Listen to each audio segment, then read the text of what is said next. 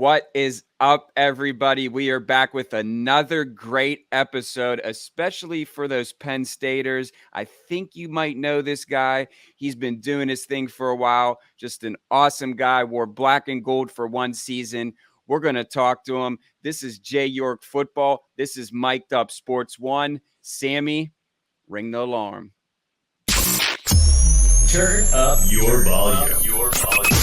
Because you're about to listen to The Sick Podcast. Steelers Crazy. Harris Smith shields. Flacco. Polamalu takes it home. Super Bowl 43. Pittsburgh might be bound for that thanks to number 43. The sickest Pittsburgh Steelers podcast. Sports entertainment like no other. It's gonna be sick. All right, first of all, for anybody that isn't aware, that are loyal viewers of the Sick Podcast, Steelers Crazy, the reason Jordan shouts out Sammy before every show is because he's a part of our awesome production team up there in Montreal.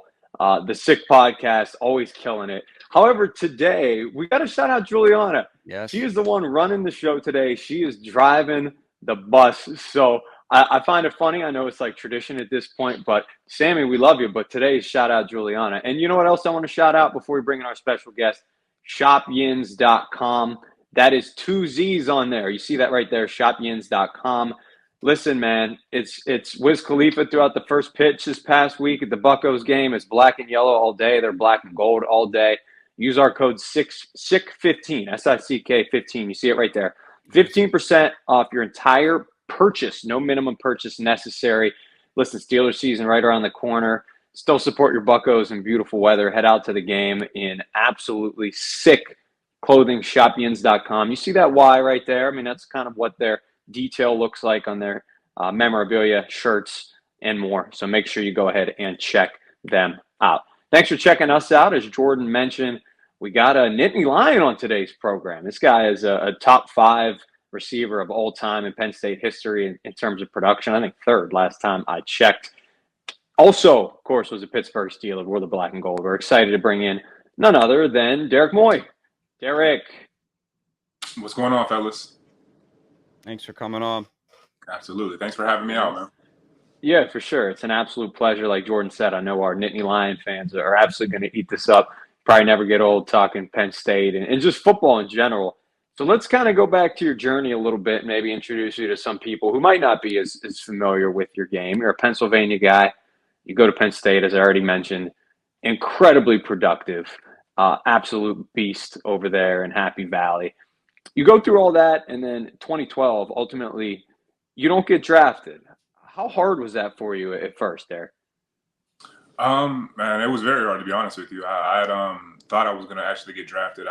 My agent told me, that I had a high likelihood. I thought I had a pretty good combine to help myself, but ultimately it wasn't meant to be. But it was definitely very hard, man. I actually, I'm not sure if I had anything to do with the draft or not, but like around the, say, 6th round or so, I started actually getting like physically sick. Oh, no. I'm not sure, like, once again, if it was because of not being drafted not being drafted at that point or just kind of being anxious and nervous. But it definitely wasn't a great experience. But, at the end of the day, I still got the opportunity to live out my dream. So I can't be too mad about it. Yeah, I hope I didn't make you physically sick with that question because we build to the good stuff. We build to the good stuff. We're like a movie over here, some theater. We start with that, and then eventually we get to the, of course, happy ending and Happy Valley, I guess. So you have some stints, of course. You mentioned it. I think Miami Dolphins and New Orleans Saints, and then eventually you get a call from a Pennsylvania team, the Pittsburgh Steelers. Tell me what that was like for you. I mean, it was awesome. I signed as a free agent with the Dolphins. I didn't last there very long. Did training camp with the Saints, and then had some time off. I was about midway through the season, and got a call from the Steelers actually as I was coming home from Detroit, finishing up a workout with them. I was very fortunate in just in the fact that Antonio Brown, he was dealing with some injuries at that point in time, so they needed somebody to come in and step up on the practice squad, and it was a great opportunity for me, and having an opportunity to play for the Steelers in any capacity, practice squad, active roster, is an awesome experience. Yeah, you get there and you don't just show up. You end up balling out in the preseason. You led the team in catches and yards in that preseason. How good was that vibe for you? What was kind of working at that time? You know what, man? I mean, it started the season before, just, having gotten signed midway through on the practice squad, being able to be around the Steelers organization, being able to be around some of the players in the organization, just developing a little bit of that comfort level, and then having that transition over into OTAs, mini camp, and ultimately into camp, man. I mean, it was a great experience, and I mean, to be honest with you, it was some of the best football that I probably have ever played in my life. So it was right at the right time for me. There's this kind of infamous play at this point. I'm sure you could find this on YouTube. Steeler fans, the diehards remember it. This is when I think it's preseason game number 4 or something. There's an interception thrown. Josh Norman, the cornerback, right? I mean, a guy that made a name for himself in the NFL for a long time, and I think he was going to crib it, and you run him down, and you make an incredible play, stopping him from going into the end zone. Is this something? What was kind of the reaction from the coaching staff? Do you feel like it was something that helped endear yourself to the culture of the Pittsburgh Steelers? Absolutely, man. I mean, I think it definitely helped endear myself to, the coaches and also the players. But I think it was kind of like the cherry on top for me, because it was a preseason that like I said, I really played some great football. I don't think I dropped I think I dropped maybe one pass in all of preseason camp that year. And that was the final game. And, being a guy like that in my position at that point in time, that 4th preseason game, man, I was exhausted. And having that play, I mean, I think that was just, like I said, it was the cherry on top for me, because I didn't that was the last play that I played in preseason. So I just had to put everything out there and do everything I could to help myself make the roster. Definitely. So let's fast forward a little bit. Week 2, Monday Night Football. I actually just watched this today when I was doing my research on you to, just find some more stuff to talk about. You catch a touchdown from Ben Roethlisberger. Just kind of take us through, that moment. And obviously it was a big moment, first NFL touchdown for you. Yeah, man. I mean, it was cool. It was Monday Night Football. It was one of those things that we had worked on it really all week, just running a fade route. I think Emmanuel Sanders, he caught a long slant, a long catch on a slant. And I think it was maybe like 20 seconds before the half was going to end or something like that. And he ended up getting caught on the 1 or 2 yard line. We called a timeout, and we said we're going to run a fade. And Ben came over before the play and just said, "Hey, I'm throwing it to you, so you better catch it." Really? Yeah. I mean, that was the only play I played the whole game. So, wow, you made it count. Exactly. When you have a Hall of Fame quarterback, like Ben Roethlisberger telling you he's going to come throw it to you, you better make the play. You better make the play. Yeah. That was kind of like, that was a great segue into my next question is, what was it like being, in the locker room with Ben, obviously being, a Hall of Famer, just kind of talk about like the whole, I just feel like that, for me and Mike, like that was our quarterback throughout pretty much our whole life. Like, in the Kenny Pickett era now, which is awesome, but it's just like crazy to, think about, like, he was literally our quarterback our entire life. And, someone like you who, caught the touchdown pass and shared the same locker room as him, just kind of just touch on that a little bit. I think that our viewers really, Big Ben stories never get old. Yeah. No, I mean, I think it was very cool just for myself, having grown up in Beaver County. I grew up a Steelers fan, obviously. Mm-hmm. Had the opportunity to watch some really good teams, and, stepping into the locker room and being with guys like not only Ben, but, Ryan Clark, James Harrison, Troy Polamalu, Ike Taylor, like Brett Kiesel, those are all guys that, like, I look at and I'm like, I don't want to say I'm starstruck necessarily when I'm getting there, but yeah, guys that I look up to and, that I was cheering for, however many weeks and however many years before that. Yeah. So talk about Mike Tomlin a little bit, and I'll throw it back to Mike. And I kind of wanted to touch on, I know that you did play with AB as well, correct? I did, yeah. Obviously, like the headlines and stuff, he gets a lot of negativity, but just talk about, like, what he brought to the game. Like, I know, like, anyone that we have asked that been in the locker room with AB say, like, the guys like, the Michael Jordan, like, he's the ultimate competitor, the kind of, but just kind of talk about that and talk about, before we throw it back to Mike, what does Mike Tomlin mean to you personally? I know that you and Tony, just went and watched the practice, and I'm sure you have a relationship with him. Just kind of talk about Mike Tomlin and, AB, and Mike, you can pick it up from there. Yeah, man. I mean, I think that, Coach Tomlin, for me, man, I mean, I think he's somebody that just is, he's very real. Mm-hmm. And a lot of the times in the NFL, you may not necessarily get that. You may not get that all the time. Yeah. And, I always tell a story about Coach Tomlin. It was my, my first year. So going from practice squad, I played that. And then I was going into the rookie mini camp, did the rookie mini camp, and we're breaking for camp after we're breaking from OTAs and get ready for camp, having a little bit of time off. And, he calls all the rookies into the team meeting room, and, he says what he has to say. And then before we leave, he says, listen, I know all you guys are going to be going different places. Some are going to be going home. Some are going to be going to places like Miami. You're going to have a little bit of money in your pocket, which you've never had before. He's like, but I'm going to tell you like this, you better not get in any trouble. He said, unless your name is what he said, Jarvis Jones, Le'Veon Bell, Marcus Wheaton, or Shamarko Thomas. He was like, if I get any call about you, no questions asked. He said, your ass is gone.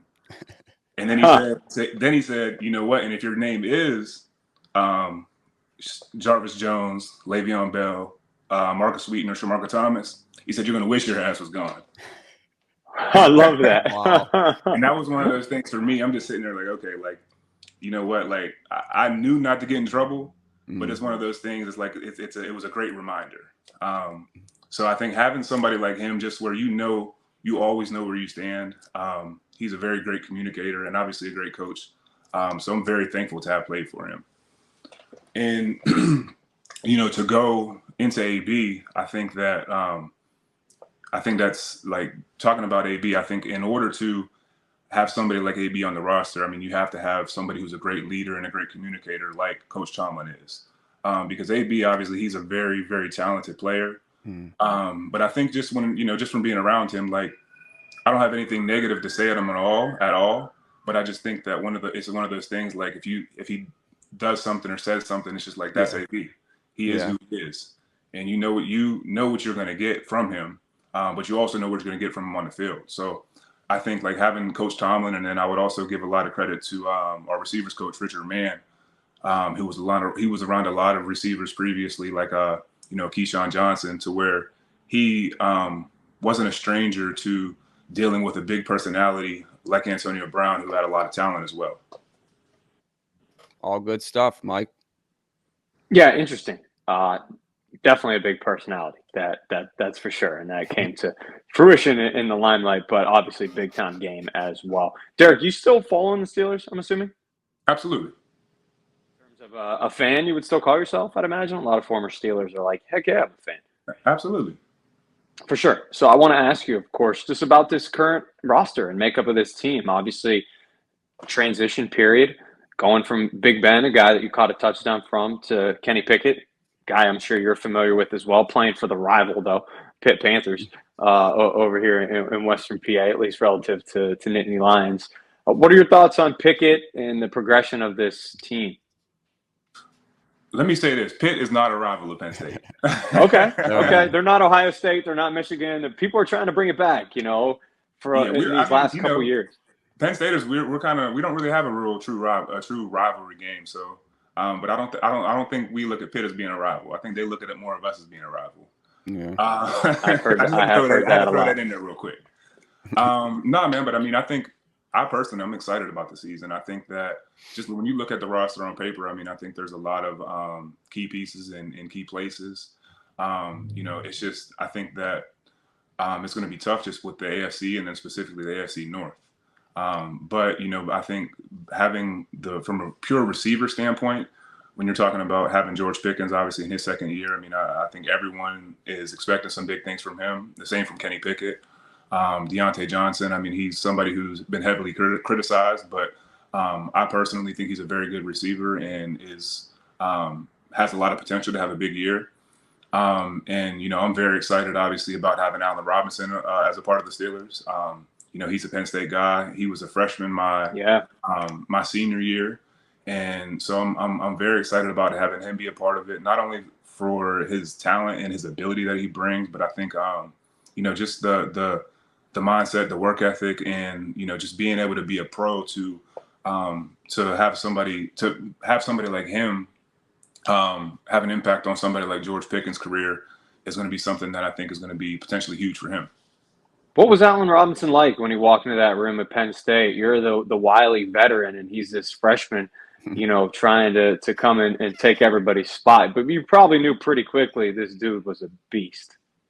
Yeah, man. I mean, I remember just being out there, and there was another receiver, Ryan Shears, his name. His dad was like a lifelong NFL coach, college scout.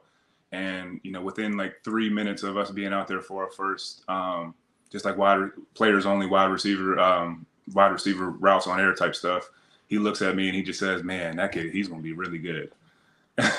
And, you know, it turned out he ended up being really good. He had his freshman year, he didn't redshirt. He played a little bit, but probably should have ended up playing a lot more.